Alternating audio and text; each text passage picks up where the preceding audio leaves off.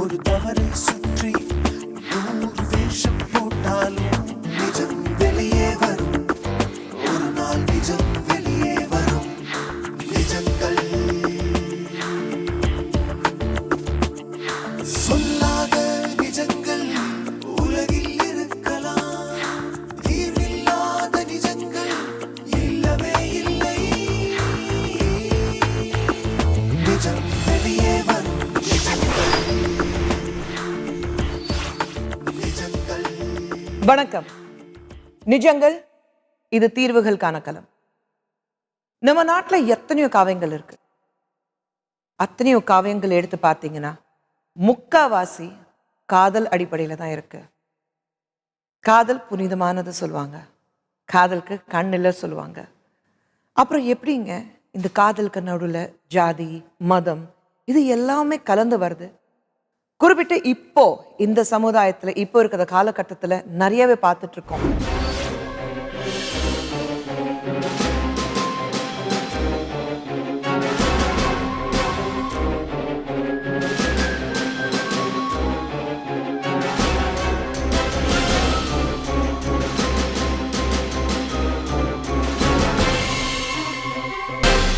இன்னைக்கு இந்த நிகழ்ச்சியில அப்படிப்பட்ட ஒரு காதல் ஜோடி வந்திருக்கு. கல்யாணம் பண்ணிட்டாங்க, ஓடி போய் கல்யாணம் பண்ணிக்கிட்டாங்க. ஆனா ஒரு அச்சத்தோட தான் வாழ்ந்துட்டு இருக்காங்க. அவங்க யாருன்னா பார்ப்போம். என் பேர் நவீனா. நான் சேலம் மாவட்டம் யாரோட வற்புதலம் இந்த நிகழ்ச்சிக்கு வந்திருக்கேன். நான் சொல்வதெல்லாம் நிஜம். நவீனா வாங்க. எந்த ஊர் உங்களுது? என்னோட சென்னமட்டி கிராமம். காதல் திருமணம் உங்களுது. உங்க காதல் எப்படி மலர்ந்தது? இன்ஜினியரிங் காலேஜில் படிச்சுட்டு இருந்தேன், செகண்ட் இயர். அப்போ வந்து அவரை டிரைவராக ஒர்க் பண்ணிட்டு இருந்தேன் காலேஜ் பஸ்ஸில். ஓகே. அப்போ தான் ஆகஸ்ட் போன 2015 ஆகஸ்ட்டில் வந்து அவர் தான் ஃபஸ்ட்டு ப்ரப்போஸ் பண்ணார் ஆகஸ்ட்க்கு. நெக்ஸ்ட்டு நான் வந்து அக்செப்ட் பண்ணிட்டு ஏற்றுக்கிட்டேன். செகண்ட் இயர் பண்ணும்போது அந்த பஸ்ல உங்களை பிக்கப் பண்ணிட்டு போவார் காலேஜ் பஸ்ல. அப்பதான் ஒருத்தர் சந்திச்சிங்க. அவர் பேர் என்ன? பெரியண்ணன். நீங்க காலேஜ் ஸ்டூடெண்ட், அவர் காலேஜ் பஸ் வண்டி ஓட்டிட்டு இருக்கிறாரு. ஸோ அங்கே போகும்போது டெஃபினட்டாக அந்த பஸ்ஸில் மற்ற நிறைய பேர் இருப்பாங்க. உங்கள் ஃப்ரெண்ட்ஸில் யாருக்காவது தெரிஞ்சுதா இந்த காதல் பற்றி? பஸ்ஸில் இருக்க எங்களுக்கு எல்லாத்துக்கும் ஓரளவுக்கு தெரியும். ஆனால் வந்து ஸ்டூடெண்ட்டுக்கு என் கிளாஸ்மேட்ஸ்க்காக இருக்கும் அவ்வளோக்கா தெரியாது யாருக்கும். நீங்கள் பஸ்ஸில் அவர்கிட்ட பேசுவீங்களா? அதிகமாகலாம் பேசுவேன். ஃபோனில் வீட்டில் வந்து தான் ஃபோனில் பேசணும் இல்லையா, அங்கே பஸ்ஸில் எல்லாம் அதிகமாக பேச மாட்டேன். அவர் தான் உங்களை ப்ரப்போஸ் பண்ணார். பட் அவர் உங்களுக்கு ப்ரப்போஸ் பண்ணும்போது உங்களுக்கு மனசில் அவர் மேலே ஒரு அன்பு ஆசை ஏதாவது இருந்ததா? சாதாரணமாக எப்பவுமே பேசுவேன். அது சொன்னதுக்கப்புறம் தான் 2-3 நாள் டைம் கிட்ட தான் உடனே அக்செப்ட் பண்ணேன். நான் உடனே எல்லாம் இது பண்ணல. எவ்வளோ நாள் காதல் இருந்தது? மே 30 வரைக்கும். மே 29க்கு மேலே தான் 29 நைட் தான் நான் கிளம்புனேன் மேரேஜ் பண்ணணும்னு சொல்லி. 30 அன்னைக்கு மே 30 தான் மேரேஜ் பண்ணோம். ஒரு வருஷம் காதலிச்சிங்க. இந்த ஒரு வருடத்தில் அப்பா அம்மாவுக்கு தெரிய வந்தது இந்த ஜான்வரி. சரி, இப்போ ஜான்வரி டு மே 5 மாதம். எப்படி தெரிய வந்தது? நீங்கள் ஃபோனில் பேசிட்டு இருக்கும்போது யார் என்னன்னு சொல்லி கேட்டாங்க. அப்புறம் நம்பரை வச்சு கண்டுபிடிச்சாங்க. அப்புறம் என்ன ஆச்சு? வீட்டில் தெரிஞ்சதுக்கப்புறம்? வீட்டில் தெரிஞ்சதுக்கப்புறம் திட்டினாங்க. இப்படியெல்லாம் பண்ணக்கூடாது, நமக்குலாம் இதெல்லாம் தேவையில்லாத இது அப்படின்னு சொல்லி திட்டாங்க. அதையும் அவங்க திட்டதையும் மீறி தான் நான் வந்து கல்யாணம் பண்ணும் ஒரே இதாக லவ் பண்ணேன். அதுக்கப்புறம் என்னை படிக்க வைக்காம காலேஜ் விட்டு ஒரு வாரம் நிறுத்தி நான் இப்படியே பண்ணிகிட்ருக்கான்னு சொல்லி அதையும் வேணான்னு சொல்லி நான் அவர் எதுவும் தப்பெல்லாம் பண்ண மாட்டேன்னு சொல்லி மறுபடியும் நான் அக்செப்ட் பண்ணி காலேஜ் விட்டாங்க. நீ காலேஜ் விட்டதுக்கப்புறம் மறுபடியும் வீட்டில் அலைன்ஸ் பார்த்துறாங்க. மறுபடியும் இப்படி அலைன்ஸ் பார்க்குறேன்னு சொன்னோன்னே நான் வந்து இவட்ட சொன்னோன்னே சரி மேரேஜ் பண்ணலான்னு மே 30 வந்து 29 ஈவினிங் கிளம்பிட்டேன் நான். இல்லை, ஜான்வரி உங்கள் அப்பா அம்மாவுக்கு தெரிய வந்தது. உங்களுக்கு காலேஜ்லேருந்து நிறுத்தினது மே மாதம்தான். ஏப்ரலில் நிறுத்தினாங்க. ஏப்ரலில். அப்போ 4 மாதம் காலேஜ் போயிட்டு தான் இருந்தீங்க? போயிட்டு தான் இருந்தேன். அந்த 4 மாதம் போயிட்டு இருக்கும்போது அவரை சந்திச்சுட்டு தான் இருந்தீங்களா? அதிகமாக தெரியாது. ஃபோனில் பேசினான்னு தெரியும், அதோட விட்டுட்டேன்னு சொல்லி தான் சொல்லி தெரியும். ஸோ 4 மாதம் அப்பா அம்மா கிட்டே விட்டுட்டேன் சொல்லிட்டீங்க. பட் நீங்கள் தொடர்ந்து அவர்கிட்ட பேசிட்டு இருந்தீங்க. அதே பஸ்ஸில் உங்களை கூட்டிகிட்டு போயிட்டு இருந்தாரு. நீங்கள் வண்டியில் பஸ்ஸில் போகும்போது அவர் சந்திச்சுட்டு தான் இருந்தீங்க. சரி, எந்த காரணத்துக்காக அப்பா அம்மா இந்த காதலும் இல்லை இந்த பையன் வேண்டான்ட்டாங்க? கேஸ்ட் தான். இதுதான் காஸ்ட் வேற இருக்கிறதுனால அப்பா அம்மா வேண்டான்ட்டாங்க. வசதி எப்படி? உங்கள் வீட்டில் வசதி, அவர் வந்து கொஞ்சம் ஏழை. ஆமாம், அதையும் சொல்லி காமிச்சாங்க. நாங்கள் ஓரளவுக்கு இதாக ரிச்சாக இருந்தாலும் அவங்க கொஞ்சம் பூராக இருக்காங்க சொல்லி அதுவும் மறுத்தாங்க. இப்போ நீங்கள் சொல்லுங்கள், ஏப்ரல்லேருந்து அப்பா அம்மாவுக்கு மறுபடியும் தெரிய வந்தது, நீங்கள் சந்திக்கிறீங்க, ஃபோனில் பேசிகிட்டு இருக்கீங்க. இது யார் சொல்லி கொடுத்தா? மறுபடியும் நான் பேசிகிட்டு இருக்கும்போது ஃபோனில் தெரியாமல் பேசியிருக்கும்போது சொல்லியிருக்காங்க. மறுபடியும் அவங்களே காலேஜ் விட்டு இப்படி சொல்லியிருக்காங்க, பிள்ளைங்கள்லாம் இப்படி பேசியிருக்காங்கன்னு சொன்னாங்க. அப்படின்னு சொன்னோடனே நான் சர்டிஃபிகேட், இப்படி மேரேஜ் பண்ண சர்டிஃபிகேட் கேட்டு வீட்டில் சொன்னேன் நான் வேணும்னு சொல்லி. சொன்னதுக்கு அவங்க அக்செப்ட் பண்ணாமல் காலேஜ் இது வரைக்கும் சேர்மன் வரைக்கும் சொல்லிட்டாங்க. இப்படி பொண்ணுங்கிட்ட வந்து இப்படி தப்பாக பழகுறாங்க டிரைவர்னு சொன்னோன்னே அவங்க இவளை காலேஜ் விட்டு இவரை நிறுத்த சொல்லிட்டாங்க. அதுக்கப்புறம் தான் நீ காலேஜ் அனுப்புனாங்க. ஓகே. அனுப்புனதுக்கப்புறம் மறுபடியும் இப்படியே அலைன்ஸ் பார்க்குறாங்கன்னு சொல்லி டைம் ரொம்ப சரியில்லை அப்படின்னு சொன்னோடனே அலைன்ஸ் பார்க்க ஆரம்பிச்சிட்டாங்க. மறுபடியும் இப்படி தான் டக்குன்னு நாங்கள் முடிவு பண்ணி May 30 மேரேஜ் பண்ணலான்னு சொல்லி 30 அன்னைக்கு மேரேஜ் பண்ணோம். வீட்டிலேருந்து எப்படி கிளம்புனீங்க? நைட்டு தான் கிளம்புனேன். யாருக்கும் தெரியாமல் எல்லாரும் தூங்குனதுக்கு தூங்கினதுக்கப்புறம் தான் கிளம்புனேன். ஏற்கனவே பிளான் பண்ணி வச்சுருந்தீங்க? பிளான் பண்ணி வச்சுருந்தேன். ஓகே. பிளான் பண்ணிவிட்டு அதுக்கப்புறம் அவர் வந்திருந்தாரா உங்களை பிக்கப் பண்ணுறதுக்கு? கூட ஃப்ரெண்ட்ஸ் யாராவது ஹெல்ப் பண்ணாங்களா? அவங்க கூட ஃப்ரெண்ட்ஸ். மே 30 கல்யாணம் பண்ணிட்டீங்க. முருகன் கோயிலில் கல்யாணம் பண்ணிட்டீங்க. கோயிலில் கல்யாணம் பண்ணதுக்கப்புறம் வீட்டில் இது எப்படி தெரிய வந்தது? உள்ளே காணோன்னு சொல்லி மிஸ்ஸிங் கேஸ் கொடுத்துருந்தாங்க. பவானி ஸ்டேஷனில், மகளிர் ஸ்டேஷனில் கம்ப்ளைண்ட் கொடுத்துருந்தாங்க. மறுபடியும் நாங்கள் June 6 அன்னைக்கு தான் வந்து ஆஜரானோம். ஆஜராயிட்டு தான் சொல்லி அவங்க போலீஸ் நேராக அவர் ஒரு வீட்டுக்கு போனாங்க. போலீஸ்லாம் போனாங்க. அவங்க பேரண்ட்ஸ் எல்லாத்தையும் விசாரிச்சாங்க. பையன் எங்கேன்னு சொல்லி விசாரிச்சாங்க தினமும். அவங்க விசாரிச்சு எங்களுக்குலாம் எதுவுமே தெரியாதுன்னு சொல்லிட்டு அவங்க சொல்லிட்டாங்க. சொன்னோடனே மறுபடியும் எங்கள் June 6 அன்னைக்கு வந்து ஸ்டேஷனில் வந்து ஆஜராக சொல்லி ஸ்டேஷன் வந்து சொன்னாங்க. மறுபடியும் June 6 வந்து ஆஜரான உடனே தான் இப்படி வந்து நீ அப்பா அம்மா கூட அவங்க பேரண்ட்ஸ் எல்லாருமே என்கிட்ட வந்து கேட்டாங்க. இங்கே என் கூட வந்துரு அப்படின்னு சொல்லி, இதெல்லாம் தேவையில்லைன்னு சொல்லி, நான் இல்லை அவரோட தான் போவேன்னு சொல்லி எழுதி கொடுத்துட்டு வந்துட்டேங்க. நான் எழுதி கொடுத்து வந்ததுக்கப்புறம் தான் மறுபடியும் நீ சொத்தில் சைன் போட சொல்லி சொன்னாங்க. அம்மாப்பேட்டை இதில் போய் அங்கேயும் நான் சைன் போட்டு வந்துட்டேன். சொத்து வேண்டாம் சொல்லிட்டு சைன் பண்ணீங்க? சைன் பண்ணிட்டேன். சரி. இப்போ நான் கேட்குறேன், உங்கள் கணவர் வீட்டில் எல்லாரும் உங்களை ஏற்றுட்டாங்களா? மருமகளை ஏற்றிட்டாங்க. அங்கே பிரச்சனை கிடையாது? அங்கெல்லாம் எந்த பிரச்சனை இல்லை. உங்கள் கணவர் வீட்டில் யார் யார் இருக்காங்க? அவங்க அப்பா அம்மா தம்பி இருக்காங்க. மீதி தங்கச்சி அக்காங்களா கல்யாணம் ஆயிடுச்சு. ஓகே. அக்கா தங்கச்சி பெரிய குடும்பம், எல்லாருக்கும் கல்யாணம் ஆயிருக்கு. கல்யாணம் ஆயிடுச்சு. சரி. ஸோ அவர் வீட்டில் ஏற்றுக்கிட்டாங்க, உங்கள் வீட்டில் மட்டும்தான் ஏற்றுக்கல. போலீஸ் ஸ்டேஷனில் போய் கையெழுத்து போட்டுட்டு வந்துட்டீங்க, நான் அவர் கூட தான் போவேன் since you are major. Yes. அதுக்கப்புறம் வீட்டில் அப்பா அம்மா வந்து சொத்துல எந்த பங்கு கேட்க மாட்டேன்னு கையெழுத்து போட சொன்னாங்க, அதுலேயும் கையெழுத்து போட்டுட்டீங்க. அதுக்கப்புறம் மறுபடியும் பிரச்சனை எங்கே ஆரம்பிச்சுது? மறுபடியும் ஆகஸ்ட் 5 அன்னைக்கு அவங்க அக்கா வீட்டில் தான் நாங்கள் போயிருந்தோம். இப்படியே ரொம்ப தீவிரமாக என்னை தேட ஆரம்பிச்சுட்டே இருந்தாங்க. கையெழுத்து தான் போட்டுட்டு வந்துட்டீங்க. போட்டாலும் என்னை வந்து பிரித்து கூட்டிகிட்டு போகணுன்னு சொல்லி எங்கள் சித்தப்பா ஒரே தீவிரமாக இறங்கிட்டாங்க. உங்கள் சித்தப்பா? அப்பா அம்மாவும் சொல்லலை? அவங்களாம் எந்த இதுவும் சொல்லலை. சித்தப்பா தான் இறங்கினாரு. அப்புறம் அவங்க தான் ரொம்ப தேடி எங்கள் வீட்டில் இருக்கவே எங்களை விடலை. அங்கே இருந்தாலும் அவங்க எங்கள் வீட்டு பக்கத்தில் எல்லாருமே வந்தால் உடனே ஃபோன் பண்ணி சொல்லிடுறாங்க. வீட்டுக்கு ஃபோன் பண்ணி சொன்னோடனே அவங்க சித்தப்பா ரொம்ப அதிகமாக தேட ஆரம்பிச்சிட்டாங்க. மறுபடியும் அவங்க அக்கா வீட்டில் குமராபாளையத்தில் இருந்தோம், அங்கேயும் வீட்டில் வந்து கேட்க ஆரம்பிச்சிட்டாங்க எங்கேன்னு. மறுபடியும் இன்னொரு அக்கா வீட்டில் போய் இருந்ததுக்கு யாரும் இல்லாத அவங்க அக்காவும் மாமாவும் வேலைக்கு போயிட்டாங்க. பையன் ஒருத்தன் தான் இருந்தான். உடம்பு சரியில்லைன்னு வீட்டில் இருக்கும்போது இவர் கடைக்கு நான் ஃப்ரூட்ஸ் வேணும்னு சொல்லி கடைக்கு போயிட்டேன். போனோடனே தான் நான் ஒருத்தி உள்ளே தூங்கிட்டு இருக்க நேரம் பார்த்து 3 பேர் பசங்களோட வந்து எங்கள் சித்தப்பா தூங்கிட்டு இருக்கும்போது வச்சு அமுத்தி கடத்திட்டு போயிட்டாங்க. தூக்கிட்டு கடத்திட்டு போயிட்டாங்க. எங்கே கூட்டிகிட்டு போனாங்க? எண்ணமங்கலம்னு சொல்லி எங்கள் சித்தப்பா வீட்டுக்கு, அங்கே ஒரு ரிலேஷன் சித்தப்பா வீட்டுக்கு கூட்டிகிட்டு போயிட்டாங்க. போனதுக்கப்புறம் என்னாச்சு? போனதுக்கப்புறம் திட்டினாங்க, ஏன் இப்படிலாம் பண்ண, இவ்வளோ தூரம் நீ கஷ்டப்படுத்தி வைக்கிறோம், அதெல்லாம் அவங்க சரியில்லை, கேஸ்ட் வேற அப்படின்னு சொல்லி சொன்னாங்க. சரின்னு சொல்லிட்டு அவங்க இல்லைன்னா நீ அப்படி மறுபடியும் ஸ்டேஷனில் அவங்க கம்ப்ளைண்ட் கொடுத்து நீ போனீங்கன்னா நீ வந்து பிரச்சனை அதிகமாகும் அப்படின்னு சொல்லி சொன்னாங்க. அதுக்கு முன்னாடி நாங்கள் July 11 வந்து மேட்டூர் படிப்பகத்தில் வந்து மேரேஜ் பண்ணோம். ரெஜிஸ்டர் மேரேஜ் பண்ணிட்டீங்க? கொளத்தூர் மணி அவங்க மூலிமா நாங்கள் ரிஜிஸ்டர் பண்ணோம். அவங்க பண்ணிட்டு தான் அந்த ரிஜிஸ்டர் சர்டிஃபிகேட் எல்லாம் எங்களை கண்டிப்பாக ஸ்டேஷன் இவர் கம்ப்ளைண்ட் கொடுத்ததுக்கும் எந்த இதுவுமே இல்லை. ரிஜிஸ்டர் பண்ணாங்க தான் உரிமையில் போய் கேஸ் கொடுத்தாரு. கேஸ் கொடுத்தா மறுபடியும் ஆகஸ்ட் 5 இப்படி கடத்தி போயிட்டாங்க. மறுபடியும் அங்கே போனதுக்கும் ஸ்டேஷன் பவானி ஸ்டேஷனில் போய் கம்ப்ளைண்ட் கொடுத்து போனதுக்கு இங்கெல்லாம் எதுக்கு வரீங்கன்னு சொல்லி அந்த இன்ஸ்பெக்டர் ரூபி வந்து சொல்லிட்டாங்க. மறுபடியும் ஆகஸ்ட் 5 அன்னைக்கு வர முடியல. மறுபடியும் ஈரோடு எஸ்பி ஆஃபீஸில் போய் கம்ப்ளைண்ட் பண்ணுங்கிறது தான் ரொம்பவே தீவிரமாக தேடி கண்டுபிடிச்சி ஆகஸ்ட் 16 அன்னைக்கு என்னை ஸ்டேஷனில் ஆஜர்படுத்தினாங்க. இவரை வந்து வர முடியாமல் பண்ணிட்டாங்க, எங்களோட பேசக்கூடாது, பேசினா மனசு மாறிடுவான்னு சொல்லி. ஒரு மறுபடியும் நான் வந்து இவர் வந்து தான் பேசினாதான் எந்த முடிவும். நான் 2 months கன்சீவாக இருந்தேன். அப்போ தான் தெரியும் வந்து பேசினோடனே இல்லை நான் அப்பா அம்மா கூடயே போகிறேன்னு சொல்லிட்டு வந்துட்டேன். வந்து இப்படி மிரட்டின துன்பத்தினால தான் நான் வந்து இப்படி போயிட்டேன். என்னையை கொல்ல மாட்டேன், அவரை கொண்டுருவேன் அப்படின்னு சொல்லி சித்தப்பா பயப்படுத்தினாங்க. அதனால தான் நான் அப்பா அம்மா கூடயே போகிறேன்னு சொல்லி எழுதிட்டு மறுபடியும் அவங்க பவானி கோர்ட்டில் நீதிபதிகிட்ட போய் சொல்லிட்டேன். டைவர்ஸ் வாங்குற வரைக்கும் அவரும் எந்த இதுவும் பண்ணக்கூடாதுன்னு சொல்லி 2 பேர்த்தையும் பிரச்சனை பண்ணக்கூடாதுன்னு சொல்லிட்டாங்க. அதுக்கப்புறம் நான் எங்கள் அப்பா அம்மா கூடயே வந்துட்டேன். வீட்டில் வந்து இருந்துட்டு மறுபடியும் ஆகஸ்ட் 15 வந்து டாக்டர்கிட்ட வந்து கவுன்சிலிங் கூட்டிகிட்டு போகிறேன்னு சொல்லி கூட்டிகிட்டு போனாங்க. கூட்டிகிட்டு போனதுக்கப்புறம் தான் இப்படி வந்து பிரச்சனை அப்படின்னு சொல்லி அவங்க சொன்னோன்னே இந்த மாதிரி தனியாக எனக்கு ஒரு ஹோம் இருக்குது, அங்கே கொண்டாந்து விட்டிங்கன்னா எல்லாம் சரியாயிருன்னு சொன்னாங்க. 3 பிள்ளைங்க அங்கே இருக்காங்க அவங்க அப்பா அம்மா கூட அப்படின்னு சொல்லி சொன்னோன்னே அன்றைக்கி காலையில் என்னை இவர்கிட்ட ஃபோன் பண்ணி நான் இப்படின்னு சொல்லிட்டேன். நான் என்னை எங்கே நீங்கள் சொல்லுங்கள், இப்போது போலீஸ் ஸ்டேஷனில் நீங்கள் எழுதி கொடுத்துட்டீங்க, இப்படி சித்தப்பா அவங்கள வந்து மிரட்டினதுனால ஒன்றும் பண்ண மாட்டோம், நான் உங்கள் புருஷனை நாங்கள் கொன்னுடுவோம், அப்படி மிரட்டினதுனால நீங்கள் போலீஸ் ஸ்டேஷனில் எழுதி கொடுத்துட்டு வந்தீங்களா? அப்பா அம்மா கூட போறேன்னு சொல்லி எழுதி கொடுத்துட்டேன். சரி, அப்பா அம்மா கூட போகிறேன் ஆனால் எனக்கு கணவருக்கு எந்த சம்மந்தமும் இல்லை அப்படி எழுதி கொடுத்தீங்களா? ஆமாம். ஆனால் உங்கள் அப்பா அம்மா வீட்டுக்கு போனதுக்கப்புறம் உங்கள் கணவர்கிட்ட தொடர்ந்து பேசிட்டு இருந்தீங்களா? பேசினேன், தெரியாமல் ஃபோன் பண்ணி பேசினேன். இப்படி வந்து எங்கேயோ ஏதோ ஒரு பக்கம் கூட்டிகிட்டு போகிறாங்க, அதுக்குள்ளே நீ வந்து கூட்டிகிட்டு போங்க அப்படின்னு சொல்லி சொன்னேன். அதுக்காக நான் ஆகஸ்ட் 16 அன்னைக்கு மார்னிங் வந்திருந்தாங்க. எங்கள் சித்தப்பா வீட்டில் தான் இருந்தோம். அன்னைக்கு வந்து நான் இவர் பைக் ஏறி இவர் வந்தோடனே ஃபோன் பண்ணி இன்ஃபார்ம் பண்ணேன், வந்து கூட்டிகிட்டு போகிறாங்கன்னு சொன்னோடனே அவர் வந்து வெளியே தான் நின்றுட்டு இருந்தாங்க, கேட்டுக்கு வெளியே தான் இருந்தாங்க. வந்தோடனே நான் பைக் ஏறி கொண்டோடனே எங்கள் சித்தி பின்னாடி வந்து இழுத்து பிடிச்சி கீழே தள்ளிட்டாங்க. வேற காஸ்ட் மேரேஜ் பண்ண பசங்க எல்லாத்தையும் இப்படி பிரித்து கூட்டிகிட்டு வந்து அந்த வீட்டில் வச்சுருக்காங்க.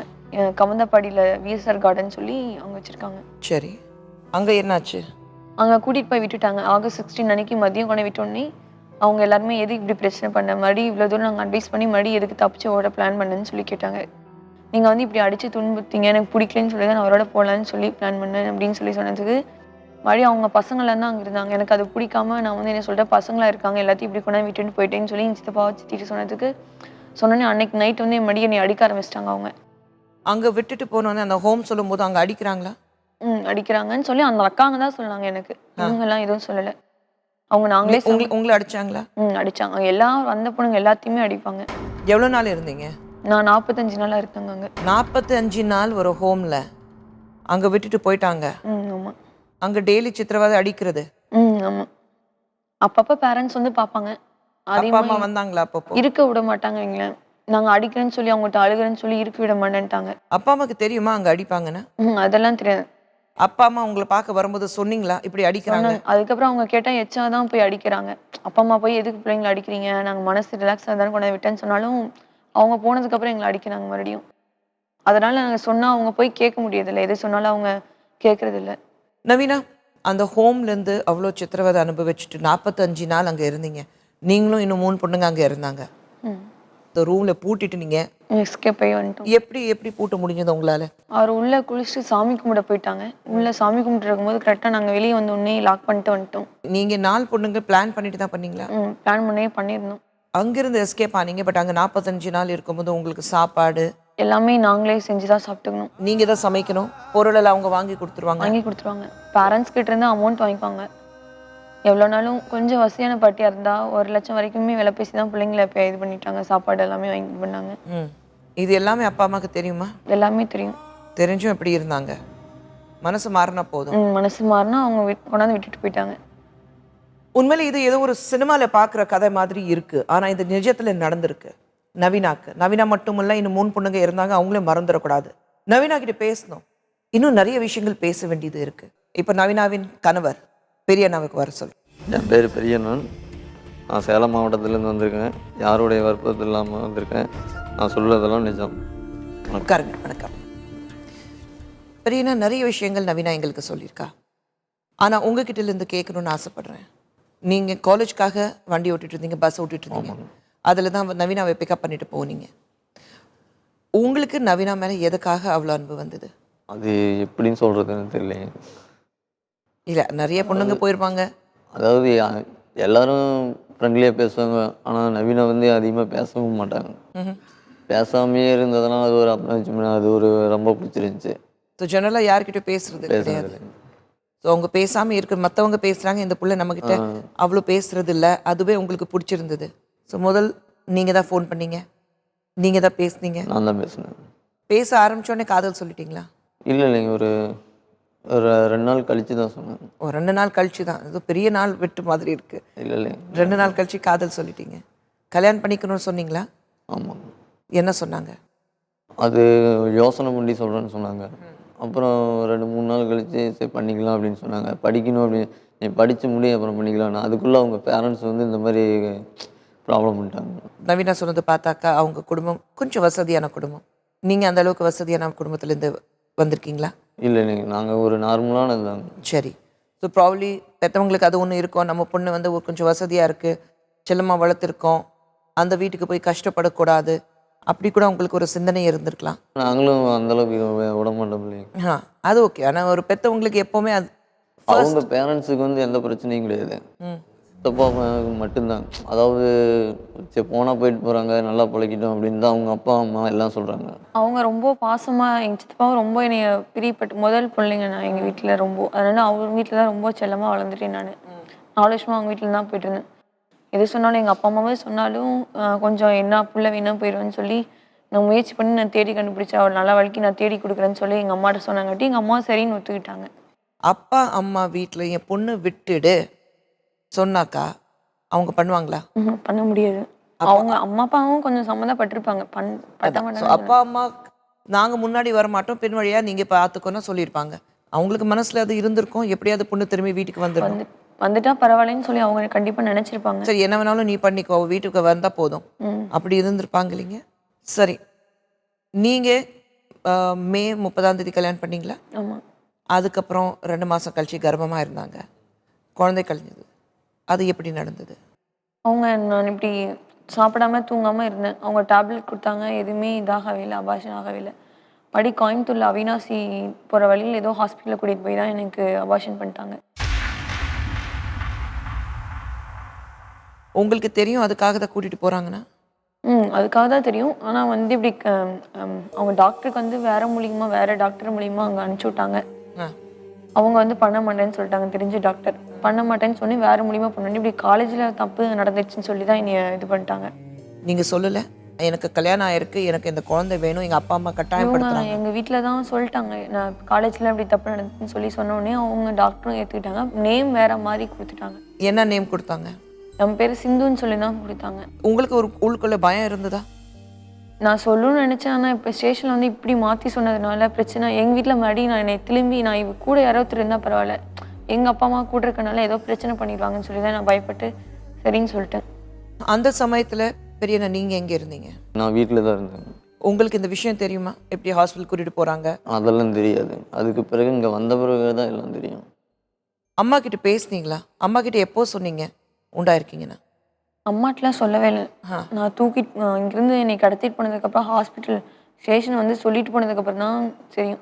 டாக்டர்கிட்ட போய் செக் பண்ண நான் ஒரு 6 days தான் பீரியட்ஸ் தள்ளி போயிருக்குன்னு சொன்னேன். அதுக்கப்புறம் செக் பண்ணது அப்படி தான் 45 days ஆயிடுச்சுன்னு சொல்லி சொன்னாங்க. அப்பா அம்மாவுக்கு எப்போ தெரிய வந்தது? இங்கேருந்து ஸ்டேஷனுக்கு போயிட்டு இவர் தூக்கிட்டு போனதுக்கப்புறம் தான் தெரியும். அதான் நீங்கள் சொன்னீங்க, அப்போ போனதுக்கப்புறம் சொன்னீங்க எப்படி இருக்கு? போனதுக்கப்புறம் தான் சொன்னேன். அதுக்காக தான் உங்களை கூட்டிகிட்டு போய் ஹாஸ்பிட்டலில் அபார்ஷன் பண்ணாங்க. இவங்களை கடத்திட்டு போனாங்க.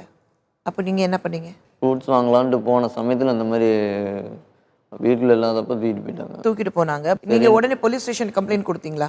நேராக பவானி டிஎஸ்பி ஆஃபீஸில் போனதுக்கு உனக்கு இதே வேலையாக போச்சு அப்படின்னு என்ன கொஞ்சம் ரஃபாக டீல் பண்ணாங்க. சரின்ட்டு அவர் தானே உங்கள் 2 பேரும் சேர்த்து வச்சாரு? அவர் தான் சேர்த்து வச்சார். அப்புறம் நேராக வந்து அம்மாப்பேட்டை ஸ்டேஷனுக்கு போக சொன்னாங்க. உங்கள் கண்ட்ரோல் வந்து அந்த ஏரியா கண்ட்ரோல் அந்த ஸ்டேஷன் தான் அப்படின்னு. சரின்ட்டு அங்கே போனால் அங்கேயும் எந்த ஸ்டெப்புமே எடுக்கலை. ஒரு மறுநாள் வந்து நேராக ஈரோடு எஸ்பி ஆஃபீஸுக்கு கம்ப்ளைண்ட் பண்ண பிற்பாடு தான் அவங்க கூப்பிட்டு சொன்ன பிற்பாடு நவீனாவை கொண்டு வந்து நைட்டு 8:30 மணிக்கு கொண்டு வந்து மகளிர் போலீஸ் ஸ்டேஷனில் ஆஜர் பண்ணாங்க. ஒரு நிமிஷம் கூட தனியாக பேசுகிறதுக்கு விடலைங்க. அப்புறம் நாங்கள் சரின்ட்டு சரி பவானி மேஜிஸ்ட்ரேட்டுக்கு முன்னாடியே கொண்டு போய் ஆஜர்படுத்தினாங்க. கிட்னாப்பிங் கேஸுங்கிறதுனால ஆஜர்படுத்தினோன்னே சரி நவீனா வந்துட்டு சரி நான் பேரண்ட்ஸோட போயிடுறேன் அப்படின்னு சொன்னோன்னே சரி நானும் அங்கே விட்டுட்டேன். சரி மேஜிஸ்ட்ரேட்டஸ் நம்ம நாம் ஒன்றும் பண்ண முடியாது. அடுத்து ஒரு 2 நாள் கழித்து நான் ஹைகோர்ட்டில் அப்ளை பண்ணியிருந்தேன். அவங்க 28ஆம் தேதி வர சொல்லியிருந்தாங்க, 8வது மாதம் வர சொல்லக்குள்ளே இவங்க நவீனாவில் கொண்டு வந்து ஆஜர்படுத்தலை. அப்புறம் 3ஆம் தேதி வர சொல்லியிருந்தாங்க. அவங்க வந்து ஏதோ வைரல் ஃபீவர்னு சொல்லி சர்டிஃபிகேட் வாங்கி கொடுத்துருந்தாங்க. அந்த 3ஆம் தேதி 12 மணிக்கு தப்பிச்சு வந்திருக்காங்க. நான் இப்போ சென்னையில் இருக்கேன். அக்டோபர் 3ஆம் தேதி. அப்போ நீங்கள் தப்பிச்சுட்டு போனது கோர்ட்லேருந்து? இல்லைங்க, கவுண்டப்பாடியிலேருந்து. கோர்ட்டில் இருந்தார். நான் கோர்ட்டில் இருக்கேன். நீங்கள் எப்படி தப்பிச்சு போனீங்க? அவ்வளோ பாதுகாப்பாக இருந்திருக்குமே அங்கே? அதான் அவர் உள்ள சாமி கும்பிட போகிற நேரத்தில் உள்ள வச்சு லாக் பண்ணிட்டோம். ஸோ அப்போ நீங்கள் கிளம்பி நேராக உங்களுக்கு தெரியும் இந்த சமயத்தில் அவர் கோர்ட்டில் இருப்பார்? அது எனக்கு தெரியாது. 29 அன்னைக்கு ஆஜர்படுத்த சொன்னாங்க. கேஸ் போட்டதே தெரியாது. என்னை வீட்டில் வந்து டைவர்ஸ்க்காக அப்ளை பண்ணுறோம், அதனால தான் 29 வந்து செப்டம்பர் 29 கோர்ட்டுக்கு போகணும்னு சொன்னாங்க. உடனே இவங்க கோர்ட்டுக்கு போய் இயரிங் வாங்கினதுனால அக்டோபர் 3 அன்னைக்கு ஆஜர்படுத்த சொன்னாங்க. அதுவும் எனக்கு தெரியாது. மறுபடியும் இங்கே வெளியே தப்பிச்சு வெளியே வந்து ஒரு ஃபோன் பண்ணி பேசும்போது தான் தெரியும் நான் சென்னையில் இருக்கேன், இப்படி இயரிங்க்கா கேஸ் கொடுத்துருக்கேன்னு சொன்னதுக்கப்புறம் தான் தெரியும். நீங்கள் அப்போ சென்னை ஓடி வந்தீங்க? இல்லை நாங்கள் சேலம் லிஃப்ட் கேட்டு சேலம் வரைக்கும் வந்தோம். சேலம் வந்தோடனே ஃபோன் பண்ணோடனே இவங்க ரிலேஷன் ஒரு அண்ணா வந்து கூட்டிகிட்டு வந்துட்டாங்க. அப்போலேருந்து நீங்கள் கூடவே இருக்கீங்க. அப்புறம் 6ஆம் தேதி வந்து கோர்ட்டில் வந்து ஆஜர்படுத்திங்க. பணம் இருந்ததா? நீங்கள் சொன்னீங்க யாரோ லிஃப்ட் கொடுத்தாங்க. அவங்களே உதவி பண்ணாங்க. கார் துணை வந்தாங்க. லிஃப்ட்டும் கொடுத்து பணம் ஆளுக்கு 1000 ரூபாய் கொடுத்து தான் அவங்க 4 பொண்ணுங்க இருந்தாங்க கூடவே. ஸோ அவங்க யாருன்னு உங்களுக்கு தெரியாது? அந்த லிஃப்ட் கொடுத்தவங்க அவங்க யாருன்னு தெரியாது. சரி. ஸோ மீதி 4 பொண்ணுங்க எங்கே போனாங்க? அவங்க அவங்களோட லவரோட போய் மேரேஜ் பண்ணிட்டாங்க. கல்யாணம் பண்ணிட்டாங்க. ஒரே அக்கா மட்டும் பேரண்ட்ஸோட போயிட்டாங்க. ஓகே, ஒரு பொண்ணு மட்டும். ஸோ இப்போ 3ஆம் தேதியிலேருந்து அக்டோபர் 3ஆம் தேதியிலேருந்து இது வரைக்கும் நீங்கள் உங்கள் கணவர் கூட தான் இருக்கீங்க. இப்போ வாழ்க்கை எப்படி இருக்கு? சந்தோஷமாக தான் போயிட்டுருக்காங்க. ஆனால் பயம் இருக்கா? கொஞ்சமாவது பயம் இருக்கும். எனக்கு இருக்கு பயம். உங்களுக்கு? எனக்கு இல்லை. காதல் மலரும் போது சந்தோஷமாக இருக்கும். ஆனால் எப்போ எங்கிருந்து ஒரு பிரச்சனை வரும்னா சொல்லவும் முடியாது. நானும் காதல் திருமணம் செஞ்சவள். காதல் திருமணம் மட்டும் இல்லை, வேற மதத்தில் சேர்ந்த ஒரு திருமணம் செஞ்சவள். எங்களுக்கு எந்த பிரச்சனை வரல. ஆனால் இந்த மாதிரி பிரச்சனை நிறைய பேர் சந்திச்சுட்டு இருக்காங்க. உயிருக்கு உயிராக காதலிக்கிறாங்க, சேர்ந்து வாழணும்னு ஆசைப்படுறாங்க, சந்தோஷமாக இருக்கிறாங்க, வாழ்ந்தா ஒன்றா வாழ்வோன்னு சொல்கிறாங்க. அவங்களுக்கு பிரச்சனை ஜாதி. ஆனால் ஜாதி தான் முக்கியம் சில பேர் அப்படி நினைக்கிறாங்க. அவங்க தரப்புல அவங்க என்ன சொல்கிறாங்க அதை பற்றி பேசுறதுக்காக கொங்கு பேரவை பொதுச் செயலாளர் எம் கிருஷ்ணசாமி அவர்கள் வந்திருக்கிறாரு. வணக்கம். வணக்கம் சார். ஜாதி அது ஏன் அவ்வளோ முக்கியமாக இருக்கு? எல்லாத்தையும் தாண்டி, உறவுகளை தாண்டி, உயிரை தாண்டி ஜாதி அப்படி ஏன் அது ஒரு பிடிவாதமாக இருக்கீங்க? பிடிவாதமாக நாங்கள் யாரும் இல்லை. இந்தியா வந்து மற்ற நாடுகளை கம்பேர் பண்ணி பார்க்கும்போது இந்தியாவில் எல்லா மாநிலங்களிலுமே வந்து உங்களுக்கு ஜாதி என்கின்ற ஒரு அடிப்படை உண்டு.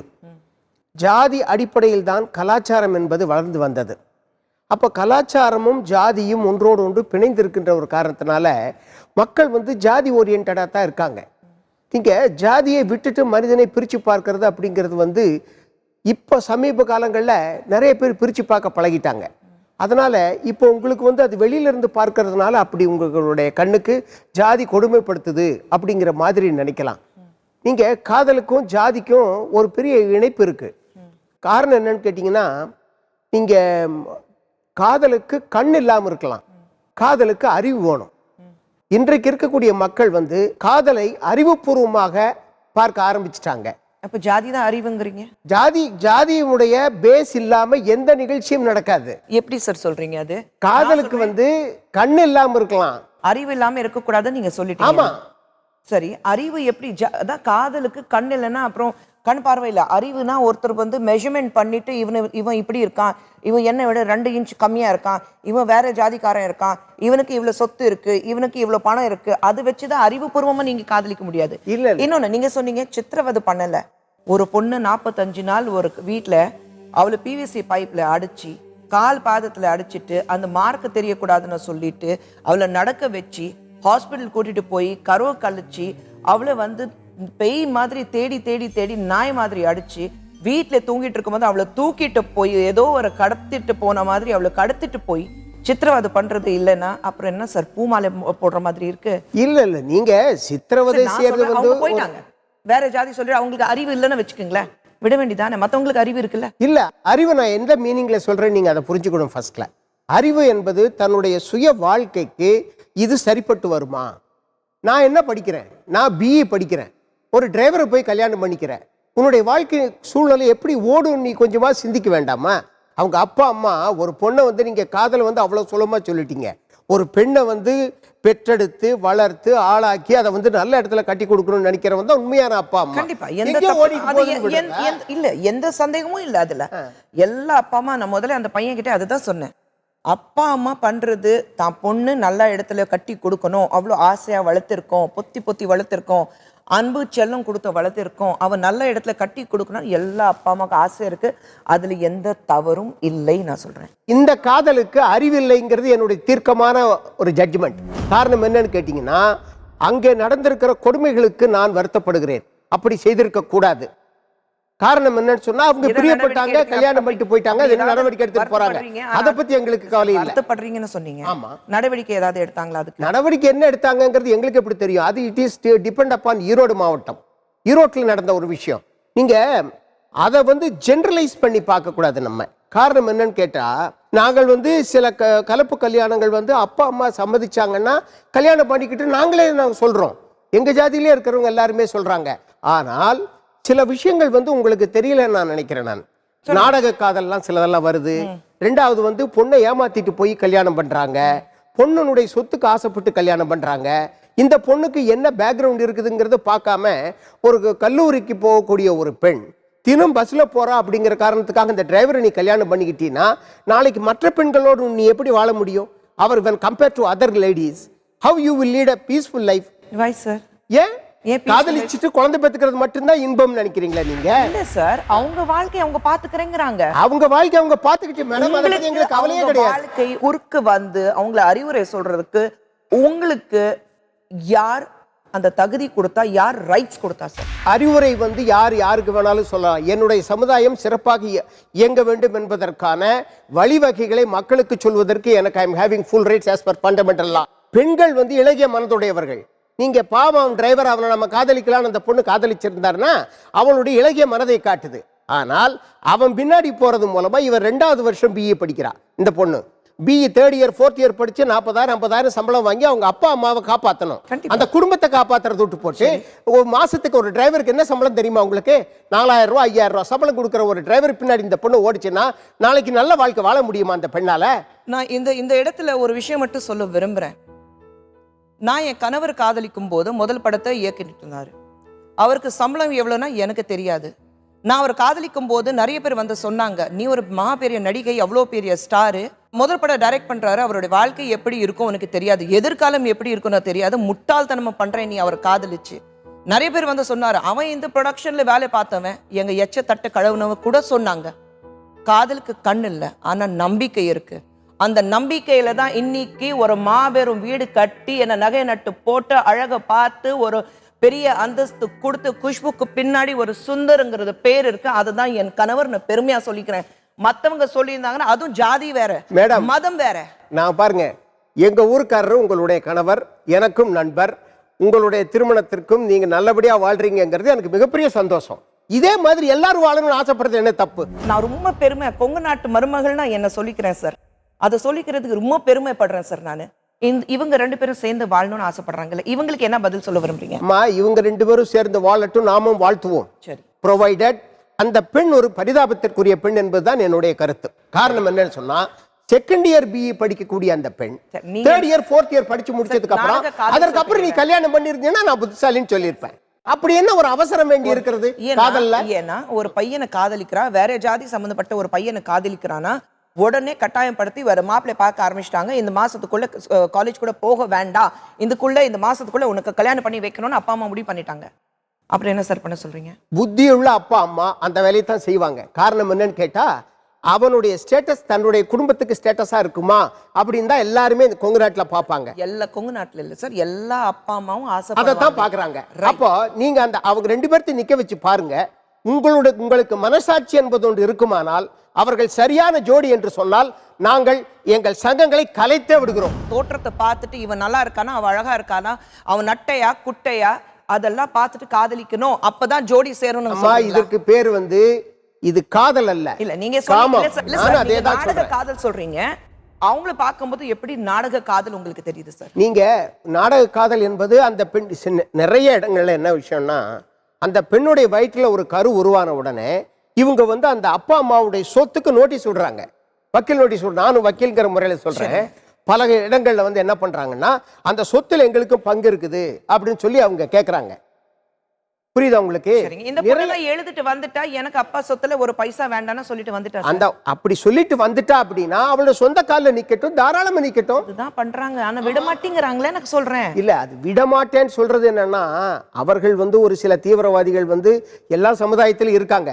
அவர்கள் வாழுகிறார்களா வாழவில்லையா அப்படிங்கிறது வந்து ஒன்ஸ் கல்யாணம் ஆனதுக்கு அப்புறம் அவங்களை பிரிக்கிறதுனாலயோ அல்லது அந்த பையனை கொலை பண்றதுனாலயோ நம்ம சமுதாயத்தினுடைய பெருமை காப்பாற்றப்படாது. ஆனா நான் என்ன சொல்றேன்னா, நான் என்னை பொறுத்த மட்டும் நான் என்ன சொல்ல விரும்புறேன்னா, முடிஞ்ச அந்த பையனுக்கு ஏதாவது ஒரு உதவி செஞ்சு அவங்களை நல்லபடியா காப்பாற்றுறதுக்கான வழியை தான் பார்க்கணுங்கிறது என்னுடைய எண்ணம். கரெக்டா பேசுறீங்க. கரெக்டா இல்ல, முடிந்ததற்கு பிறகு அடுத்த நெக்ஸ்ட் வாட் அதான் நான் முடிந்ததுக்கு வக்கீலுங்கிற பிறகு- முறையில சொல்றேன் சார், உங்களுக்கு. நான் சொல்றேன் முடிந்ததுக்கு பிறகுதான் அவங்க இங்க வந்திருக்காங்க. ஆமாம்மா. So, முடிந்ததுக்கு பிறகும் அந்த பொண்ணை தூக்கிட்டு போறது, கட்டாயம் படுத்தி வேற பேர் சொல்லி பிரின்சிபல் அங்க ஹாஸ்பிட்டல்ல டாக்டர் கிட்ட காலேஜ்ல ஒரு தப்பு நடந்தது அதனால உண்டாயிருக்கா எப்படி அதை கழிச்சிருங்க நான் சொல்லி இப்படியெல்லாம் பொய் பித்தலாட்டம் பண்ணி அந்த பொண்ணோட வாழ்க்கை பொய் பித்தலாட்டம் தயவு செஞ்சு அதை சொல்லாதீங்க. அப்படிதானே இருக்கு ஒரு சார். குடும்பத்துல கேளுங்க, ஒரு குடும்பத்துல அப்பா அம்மாவை மதிக்காம படிதாண்டி போற பொண்ணுங்க எல்லாருமே வந்து அந்த எங்களுடைய கொங்கு நாட்டுல வேற பேர், அதை நான் இங்க சொல்ல விரும்பல.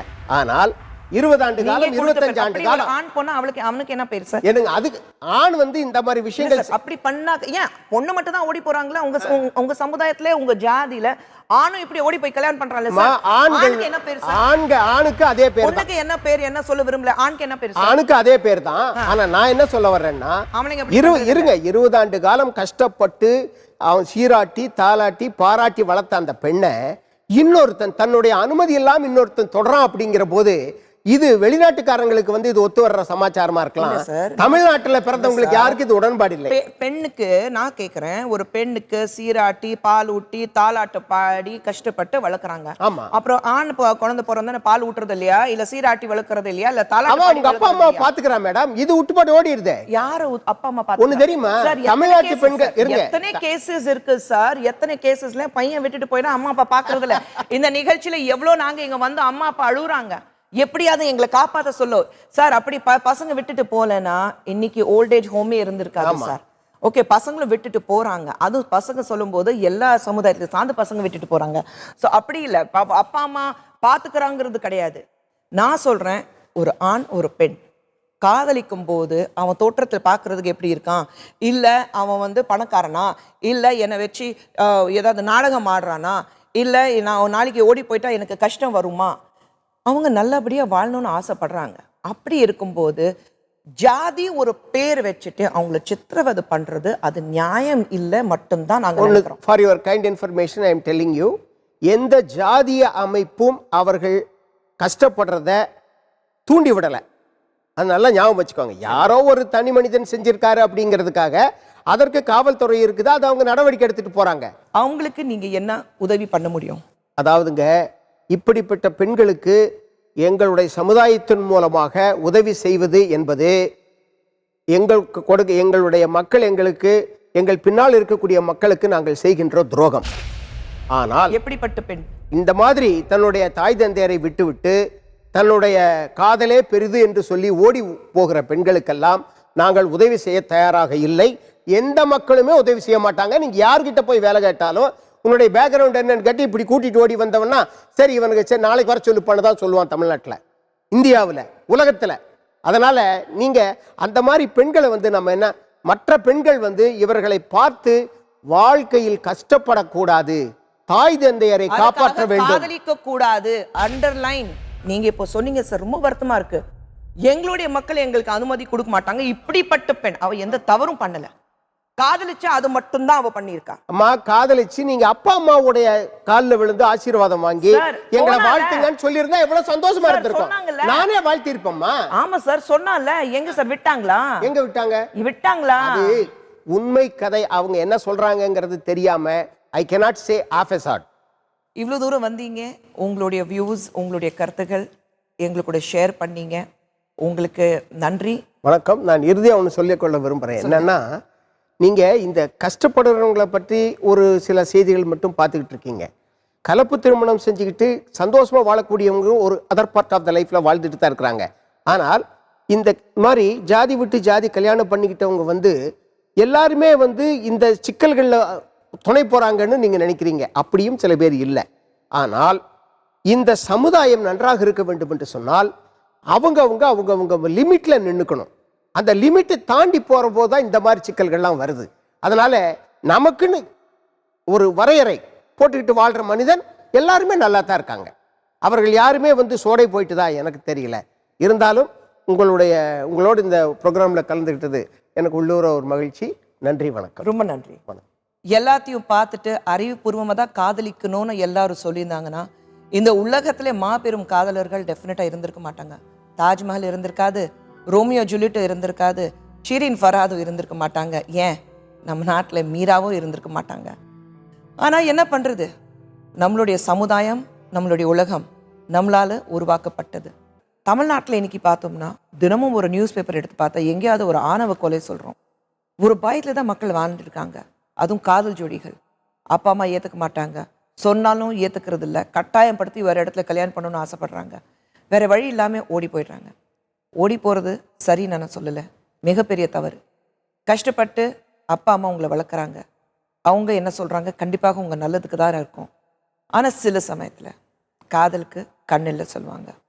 இன்றைக்கி நம்ம மத்தியில் ஒரு ஜோடி இருக்குது, காதல் ஜோடி, நவீனா அண்ட் பெரியண்ணா. நம்ம மத்தியில் practising lawyer of Chennai high court Srinivas அவர்கள் வந்திருக்கிறாரு. அவர் நிறைய காலேஜஸில் அண்ட் யூனிவர்சிட்டிஸில் ஃபேக்கல்ட்டியாக போகிறாரு. சார் வணக்கம். வணக்கம். வந்ததுக்கு ரொம்ப நன்றி. இன்னைக்கு நவீனா பெரியனுடைய பிரச்சனை வேற. இது எல்லாமே அடிப்படை பார்த்தீங்கன்னா ஒரு மானிட்டரி பேசிஸும் இல்லை, நம்ம பொருளாதார ரீதியாக நம்ம சம்மந்தமாக இல்லை, நமக்கு இல்லைன்னுங்கிறது கிடையாது. ஸ்டேட்டஸ் ப்ராப்ளமே கிடையாது. இது எல்லாத்துக்கும் அடிப்படையில் ஒரே காரணம் ஜாதி. as a lawyer என்ன சொல்ல விரும்புறீங்க? அதாவது இவங்க 2 பேர் மேரேஜ் செஞ்சுக்கிட்டாங்க, இவங்களுக்கு இப்போ ப்ரொடெக்ஷன் வேணும் அப்படின்னு சொன்னாங்கன்னா, ஸோ இவங்க வந்து பக்கத்தில் இருக்கிற போலீஸ் ஸ்டேஷனை போகலாம்.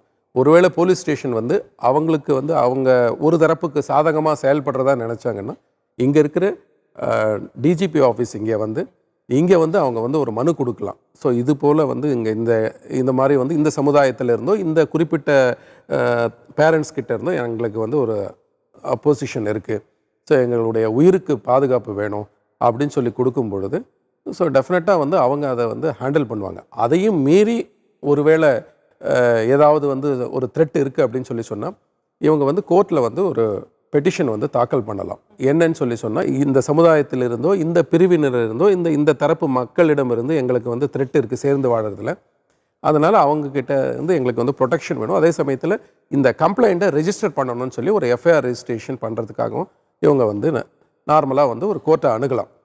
என்ன ஒன்றுன்னா இமிடியேட்டாக அந்த மாதிரி நடக்கிறதுனா இதுக்காக கால தாமதிக்காமல் உடனடியாக வந்து ஒரு 100க்கு கால் பண்ணலாம்.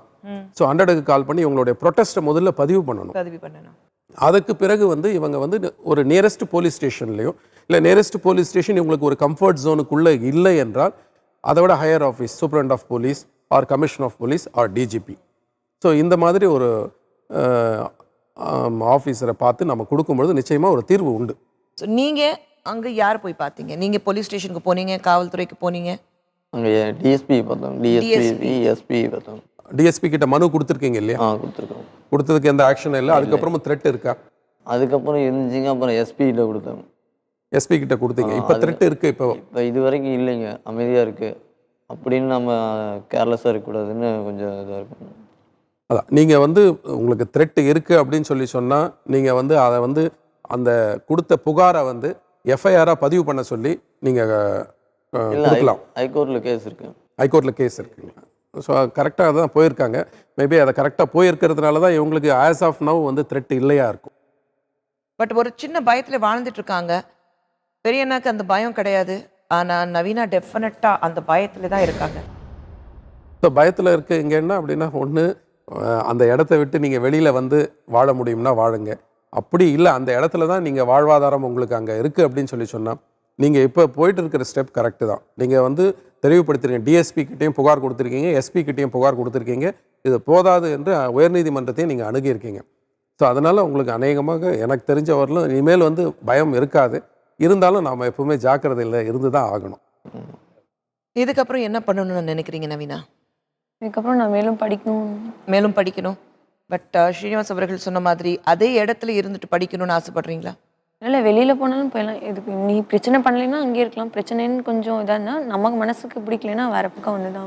அதாவது இதில் வந்து இந்த பிரச்சனைகள்னு சொல்லும் பொழுது ஒருவேளை இவருடைய அப்பா அம்மா பெற்றோர்கள் வந்து அந்த பிரச்சனையை விட்டு வெளியில் வரலான்னு நினைக்கும் பொழுது இந்த சமுதாயத்தில் வேற யாராவது ஒரு குறைகளோ இல்லை குத்தி காட்டியோ பேசும் பொழுது அவங்க தன்னால் தூண்டப்படுறாங்க. அதனால இவங்க அந்த இடத்த விட்டு வெளியில் வர்றது இவங்களுடைய சேஃப்டிக்காக நல்லதுன்னு நான் ஃபீல் பண்ணுறேன். பயந்துக்கிட்டு வரணும்னு நான் சொல்லலை, ஆனால் சில விஷயங்களை அவாய்ட் பண்ணுறது நல்லது. அதான். ஆனால் உங்களுக்கு உண்டான சட்ட பாதுகாப்பு இருக்குது. சட்ட ரீதியாக பார்த்தீங்கன்னா உங்களுக்கு இருக்குது. இப்போ வந்து இந்த திருப்பூரில் நடந்தது, இல்லை வந்து தர்மபுரியில் நடந்தது, இந்த இடங்கள்லாம் நடந்தது. இவங்க ஏதோ திருமணம் செய்து கொண்டார்கள், ஏதோ ஒரு காரணத்தினால ஒரு லவ் வந்தது. திருமணம் செய்து கொண்ட பிறகு அதே இடத்துல வசிக்காமல் ஒருவேளை வெளியில் வந்திருந்தால் ஒருவேளை தப்பித்திருக்கலாமோன்னு நான் நினைக்கிறேன். இது வந்து கரெக்டாக வெளியில் வந்துட்டு அந்த பிரச்சனை முடிஞ்சதுன்னு சொல்லலை. அதே சமுதாயத்துக்குள்ளே எனக்கு அந்த சமுதாயம் அந்த ஒரு கண்ணோட்டத்தில் இருக்குது. அந்த கண்ணோட்டத்திலிருந்து நீங்கள் வெளியில் வர்றது உங்களுக்கு ஒருவேளை பாதுகாப்பு அளிக்கலாம். ஆனால் அதுக்காக தகுந்த பாதுகாப்பு இருக்கா அப்படின்னு பார்த்துட்டு தான் நீங்கள் வெளியில் வரணும். அப்படியும் உங்களுக்கு அதையும் மீறி உங்களுக்கு வந்து பாதுகாப்பில் ஏதாவது ஒரு குறை இருக்குன்னா இப்பொழுது போலீஸை நீங்கள் அணுகின மாதிரி கோர்ட்டையும் நீங்கள் கட்டாயம் அணுக வேண்டியிருக்கும். அப்படி அணுகினா மட்டும்தான் உங்களுக்கு வந்து தகுந்த ப்ரொடெக்ஷன் வந்து எப்பவுமே இருக்கும். அவள் மேலும் படிக்கணும்னு ஆசைப்பட்றான். செகண்ட் இயரில் பாதியில் விட்டா அதுக்கான வசதியெல்லாம் பண்ணியிருக்கீங்களா? எல்லாம் பண்ணியிருக்கேன். எல்லாம் பண்ணியிருக்கீங்க. ஸோ அவளுக்கு கண்டிப்பாக படிக்க வைப்பீங்க. கண்டிப்பாக படிக்கும். அவங்க அப்பா அம்மா வந்து என் பொண்ணு போய் கஷ்டப்படுறாளே, படிப்பை முடிக்கலையே, ஒரு பெரிய இடத்துல கட்டி கொடுத்துருப்பேனே, அந்த மாதிரி அவங்க அப்பா அம்மா நாளைக்கு என் பொண்ணு எந்த பண்ணாலும் நல்லா தான் ஒரு மாப்பிள்ளை தேர்ந்தெடுத்திருக்கா அப்படி ஒரு பேர் நீங்கள் அவளுக்கு வாங்கி கொடுக்கணும். கண்டிப்பாக. அந்த நம்பிக்கை உங்களுக்கு இருக்கு? இந்த சமுதாயத்தில் நிறைய பிரச்சனைகள் நடந்துட்டு தான் இருக்குது, பார்த்துக்கிட்டு தான் இருக்கோம். கௌரவ கொலைகள், அந்த எந்த ஒரு கொலை இருந்தாலும் அது ஒரு கொலை தான். அதில் கௌரவப்படுறதுக்கு என்ன இருக்குன்னா எனக்கு தெரியல. ஆனால் ஒரு பேர் கொடுத்து வச்சுருக்காங்க, கௌரவ கொலை. அந்த மாதிரி கொலைகள் ஜாதி மாதி கல்யாணம் பண்ணதோ, கலப்பு திருமணம் செஞ்சதோ, அதில் வர பிரச்சனைகள் நம்ம நிறையாவே பார்த்துட்ருக்கோம். இது எதுவுமே வரக்கூடாது. ஸ்ரீனிவாஸ் அவர்கள் சொன்ன மாதிரி ஒவ்வொருத்தருடைய தனிப்பட்ட வாழ்க்கை வாழ்கிறதுக்கு, அந்த டிக்னிட்டி மெயின்டைன் பண்ணுறதுக்கு எல்லாருக்கும் உரிமை இருக்குது. சட்ட ரீதியாக உங்களுக்கு உரிமை இருக்குது. இந்த மாதிரி நிகழ்வுகள் நடக்கக்கூடாது. நடக்காம நாம பார்த்துக்கணும். நிறைய நிஜங்கள் உங்க கண்முன் வைக்க போறேன். மீண்டும் சந்திப்போம். நிஜங்கள், இது தீர்வுகளுக்கான களம். நிஜத்தை சுற்றி கோடி பொய்கள் இருந்தாலும் நிஜம் வெளியே வரும். ஒரு நாள் நிஜம்